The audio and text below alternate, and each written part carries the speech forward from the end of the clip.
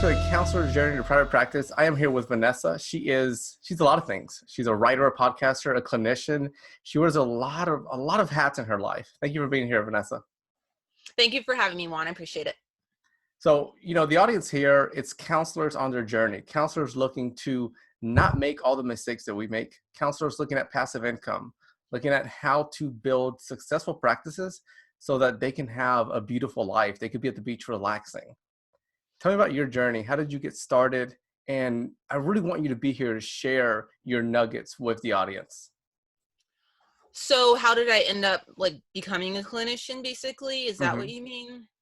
So I was actually thinking about this more recently because I used to, when people ask me a question like this, used to tell people, especially in interviews like this, the few years that led up to me going to graduate school and thereafter kind of what inspired that. But when I recently was talking to an in-law and I was thinking back about my growing up, I realized that unconsciously my childhood had everything and my young adulthood had everything to do with how I ended up in the behavioral healthcare industry. And so basically, I normally don't share this because a lot of people have so much judgment about, preconceptions. And so people are going to think whatever they want. But, growing up, I had multiple family members, including my own parents, that were addicted to drugs and or alcohol. Of course, people consider alcohol a drug, whatever, but you get the drift. Anyways, and it really destroyed their lives. It destroyed any kind of healthy relationships they could have had, employment opportunities in many cases, just quality of life overall, in some cases health, although my relatives are ridiculously healthy, it seems like, no matter what.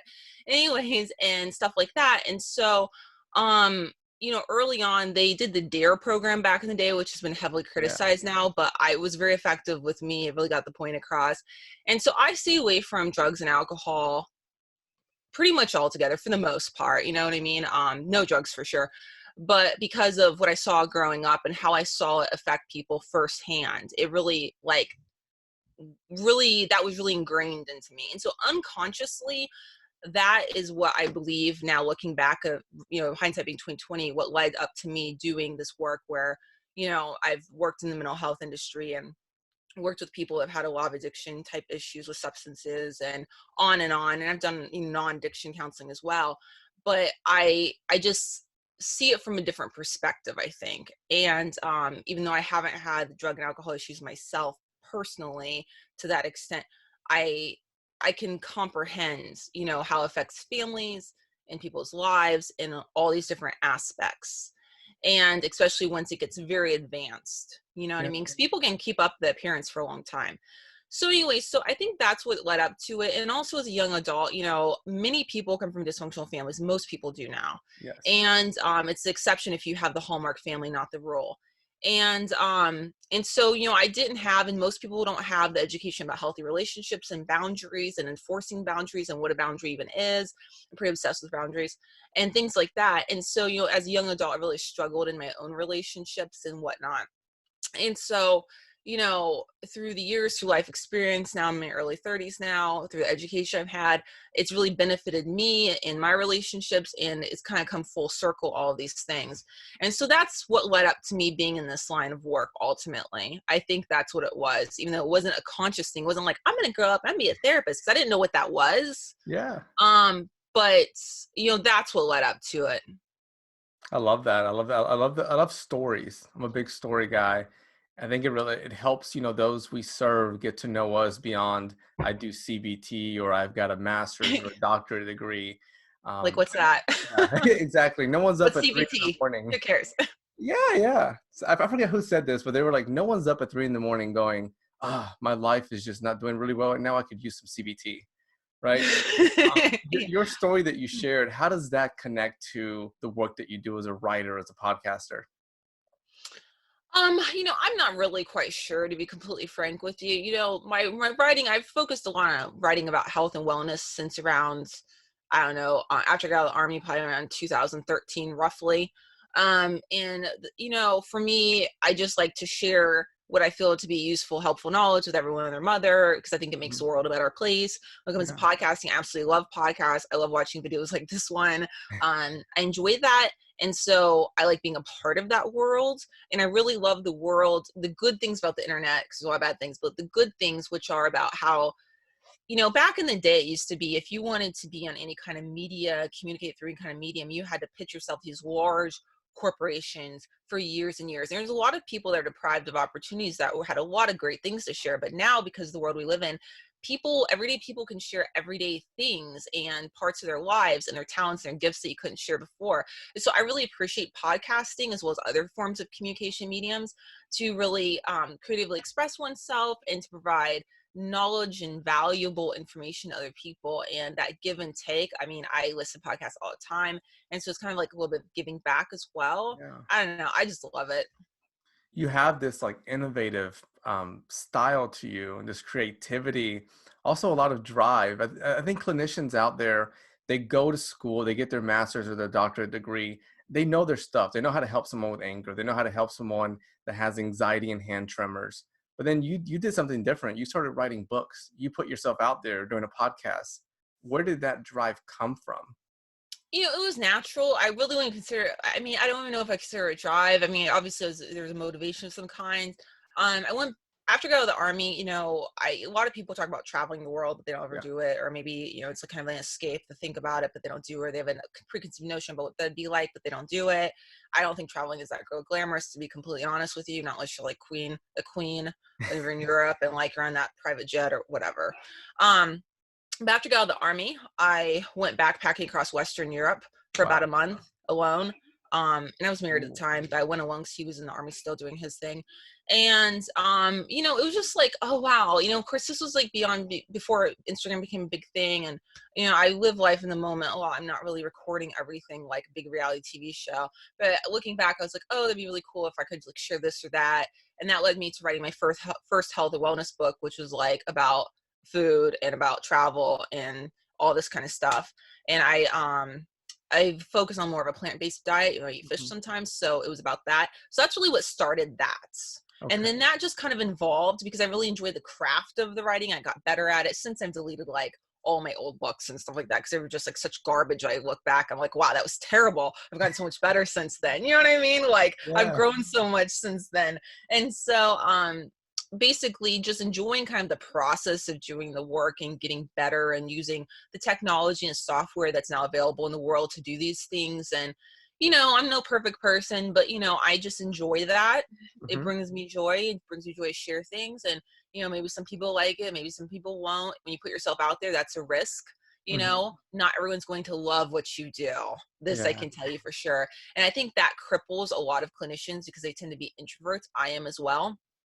And they're too afraid to even dip their toe in the water, right? And I Yeah. know people like that. They want to have my podcast. They're really great, but they're like, no, like they're just so scared. You think I'm like gonna imprison them or something. I talk about this. They're terrified because they're scared of what people will think or how they'll be perceived or whatever. And that is a real risk. That is a real risk. But I guess you have to have the motivation to overcome that. Yeah, absolutely. Has writing and being a podcaster, has that helped in like a marketing asset? And what we talking about my practice? Exactly, yeah, in your practice. I don't think so, honestly, because I'm not really doing facing out to prospective clients. Like for example, the book I currently have out, Burnout, Self-Care for Behavioral Health Clinicians, second edition now. That's for like licensed clinicians. Okay. That's not for a client, a prospective client or anyone out there that, I mean, they wouldn't have no interest in that just based Yeah. on title alone. As far as the podcasting, I mean, I think many people probably could get something out of that, depending on which topic. Right now, I've been doing 90 Day Fiance quick hitters because there's so much to work with in the world of behavioral health. And that show lately, I don't know if you've been watching it, but like, it's like so much material to work with about relationships and boundaries and all that. But really when I was, as far as prospective clients, people would find out about me from the internet, Google searches, website, their lawyer, because a lot of the people I've worked with historically have had criminal issues in the court Hmm. system, family, legal issues in the court system. I'm trying to think of how people found about me, but I think those were like the main ways, really. Yeah, that's probably how the most people found out about me. business Google business listing, like in the community when I had a physical office, because you're anchored there. It's like if people search certain keywords, Yeah. then certain things are going to come up, and I was like one of those. So that's how. But yeah, I think it depends on what you're writing and how you're like who your audience is as to whether or not they'll benefit your practice. For example, Kevin Peterson, he's a licensed marriage family therapist, and he recently wrote a book called Chronic Hope: Parenting the Addicted Child.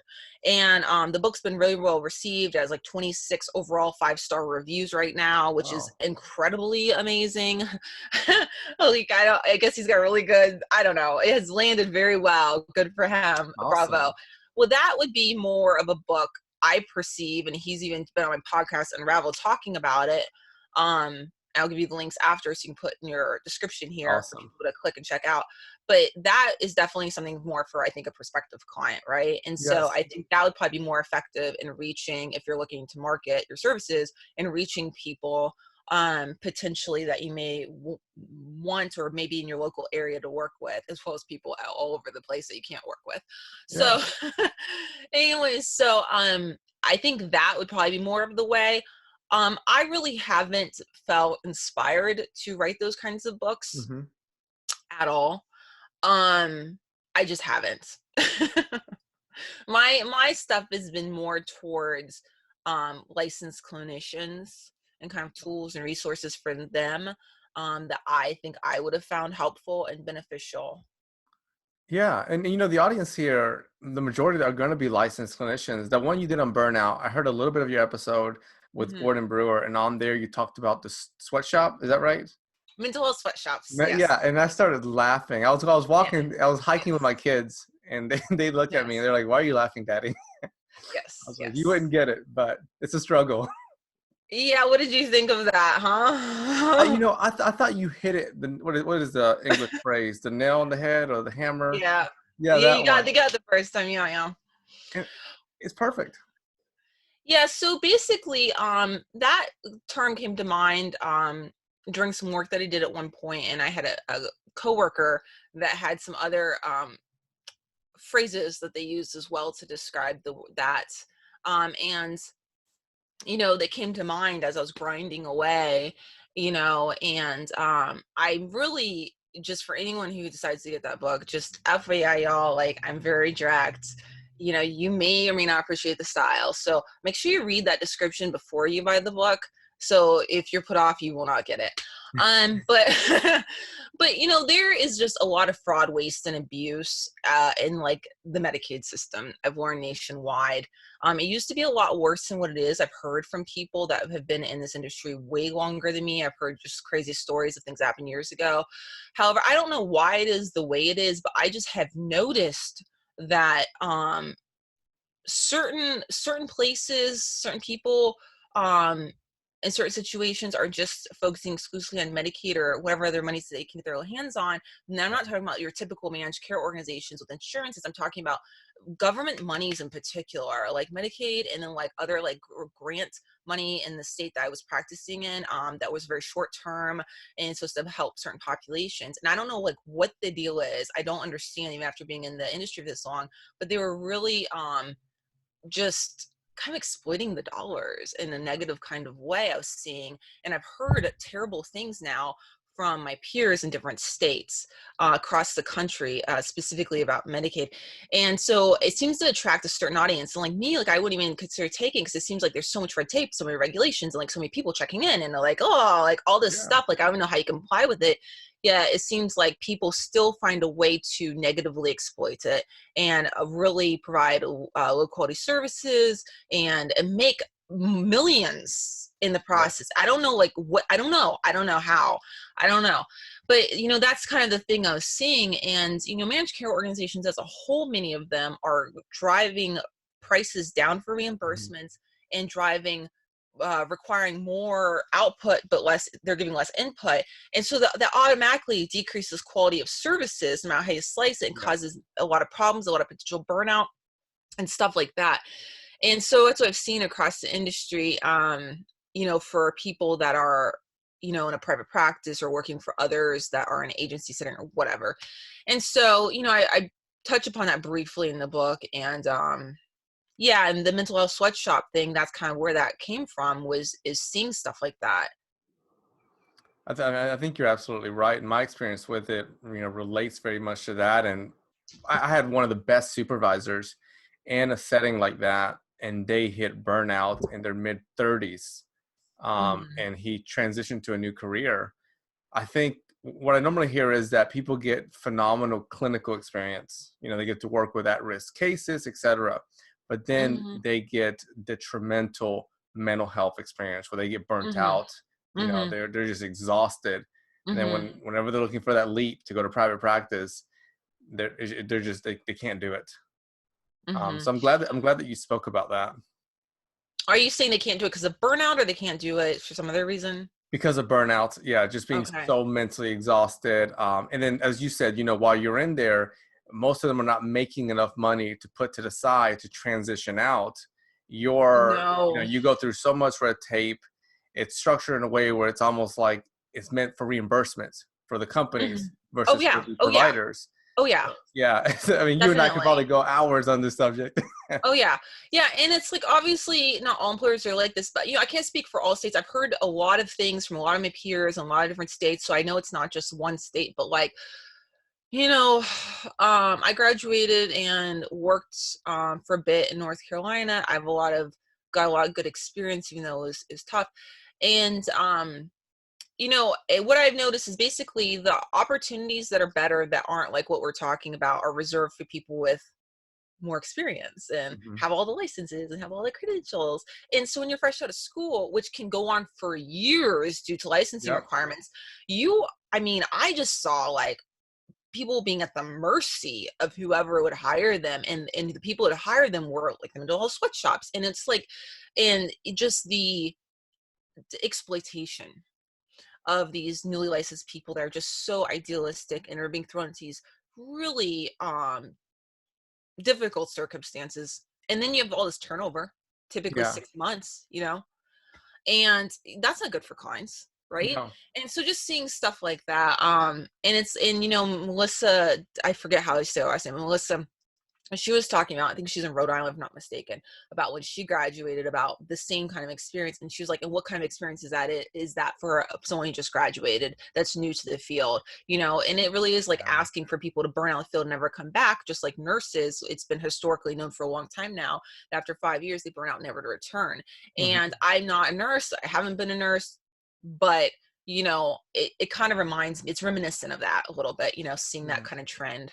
And it's tough. It is. I'm glad you're doing the work that you're doing. Clinicians, we need help. We need help as far as what else can we do? What are other opportunities? How do I engage in self-care? And it's Mhm. awesome to have someone like you that's, providing that platform. Yeah, I try, because I think it's a real problem when in this you know behavioral health care, there's a lot of emphasis on, in social work in particular, on advocating for everybody else and taking care of everyone else and make sure everyone else's mental health needs are met and making sure the funding's there, and on and on and on. And it's like, okay, what about the social worker? What about the behavioral health clinician? Yeah. Whether you're a nurse that's providing mental health care, or a licensed mental health counselor of some kind, whatever. What about them? Because it's like their mental health care and their well-being and their ability to take care of themselves every single day at work as well as Hmm. outside of work matters. And Yes. our work life matters. It affects us. It just does. So I think that there's a lack of attention being paid to that in really Mhm. practical, meaningful ways.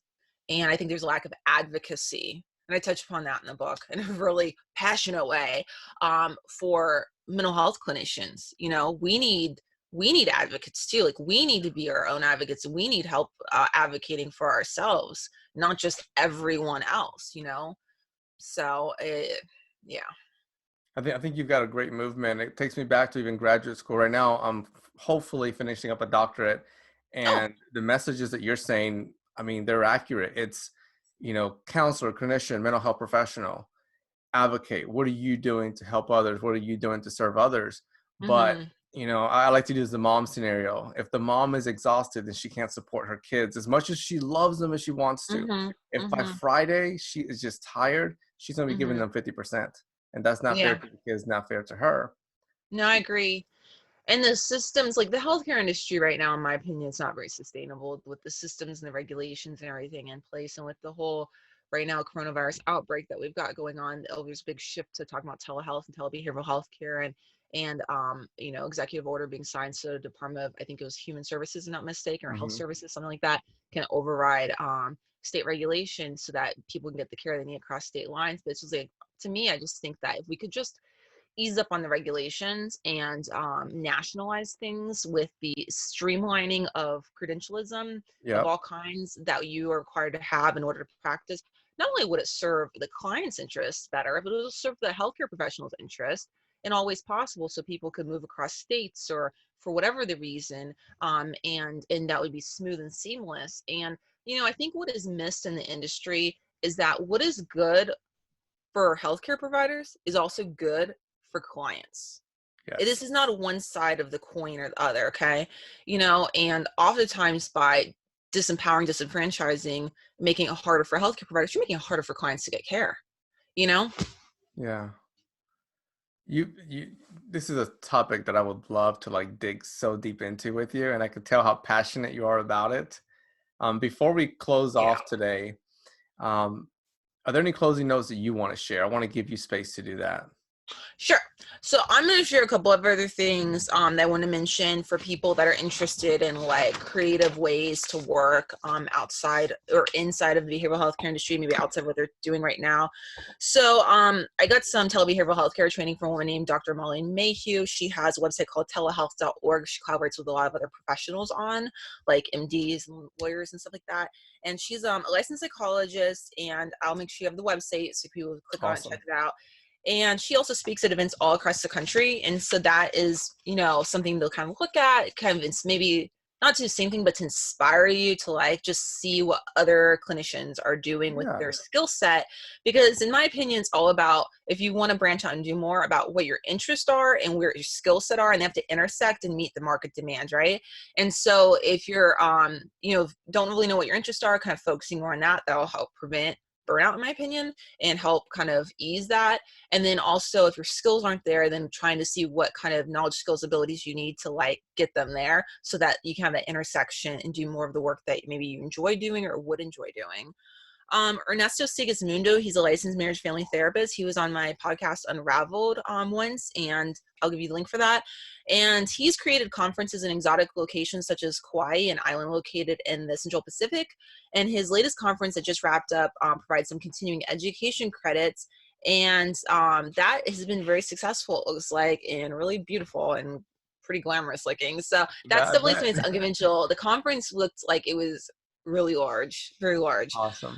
And then he also he owns filament.com, where he helps our peers market their services through videography and social Yeah. media. That's definitely really unique, and I'll give Mhm. you all the links for that. But those are some different examples of different things people are doing, and the whole point of sharing that today is just so that maybe you can check out these things and it'll inspire you to think like, like what kind of things have I enjoyed doing in the past, or what I enjoy doing in the future, or how could I use my skills in a different kind of way maybe that would bring more joy to my life and Yeah. help serve other people as well in a way that I didn't previously consider. Nice. Ernesto, I remember when I got out of graduate school, he did an episode, I think, with Jill Sanek at Practice of the Practice, going Mm-hmm. into like the importance of getting on video and, building away from that stage fear, if you will. Mm-hmm. Vanessa, one of the things that I love about having you on here and just sitting back and getting to see you in your element, hearing what you're saying, is that you have this beautiful story. You've shared how, as a mental health professional, you've been able to leverage writing. You've been able to leverage podcasting. You've been able to build a connection with Ernesto, right? Who's a pretty big figure, in our space, and then having him on your podcast. And I love that because people just coming out of graduate school, in essence, they have the basic skills that we do. They read a lot of the same mental health books, CBT, DBT. They're able to help someone through empathy, through compassion. It's looking at, how do I develop that mindset that Vanessa has? How do I look at life in that manner? Yeah. Yeah. And, I am very critical of higher education, even though I have multiple degrees and credentials and whatever, because I think there's just way too many gaps and it's way too rigid. And, they have these accrediting bodies and stuff like this for our degrees. And I think that is problematic though, because it's like everyone, no matter what school you're going to, is getting the same like curriculum, the same basic curriculum. And it's too rigid because of all the requirements to really insert in a lot of other things. Like, I think that there needs to be like a whole class on how to read policies and regulations and contracts. There needs to Yeah, be, versus sign here. yeah, there's like 3 classes on that in the whole semester. There needs to be a semester on all different types of classes that are really relevant to stuff that we've been talking about, because this is all stuff that I just figured out. I didn't take a class on this, you know what I mean? Yeah. And so it's a real disservice, the higher education system. Well, that's why we're on here. That's why we're sharing this. That's why we're laughing, because we've been like, man, I've screwed up. I fell down too many times. So all of you listening, don't fall down. Don't make the same mistakes. Vanessa, people want to connect with you. If someone wants to continue to pick your brain and receive some help, receive Oh some my feedback, God. how can they connect with you?